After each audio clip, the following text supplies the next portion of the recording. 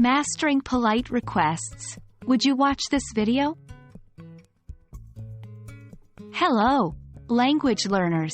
In today's video, we're going to focus on a very important aspect of English conversation: making polite requests and responding to them using the modal verb, would.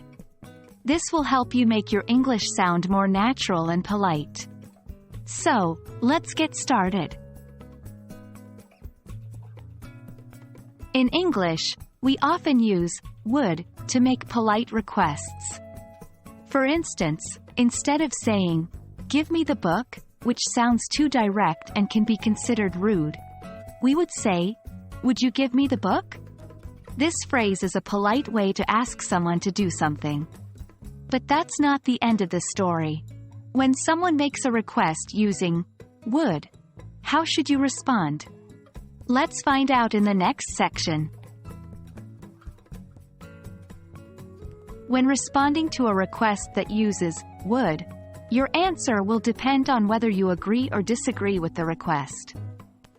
If you agree with the request, you might say, "I would be happy to," or, "Yes, I would." On the other hand, if you disagree or can't fulfill the request, you might say, "I would love to, but I can't because," or, "I'm afraid I wouldn't be able to." For example, if someone asks you, "Would you help me carry these bags?" you could respond with, "Yes, I would be happy to, if you can and want to help," or, "I'm afraid I wouldn't be able to because I'm running late for a meeting," if you're not able to help. Let's practice with a few more examples. Request: "Would you pass me the salt?" Positive response: "Yes, I would be happy to." Negative response: "I would, but I'm afraid it's out of my reach." Request: "Would you be able to finish the report by tomorrow?" Positive response: "Yes, I would."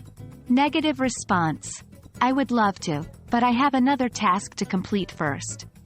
Request: "Would you mind closing the window?"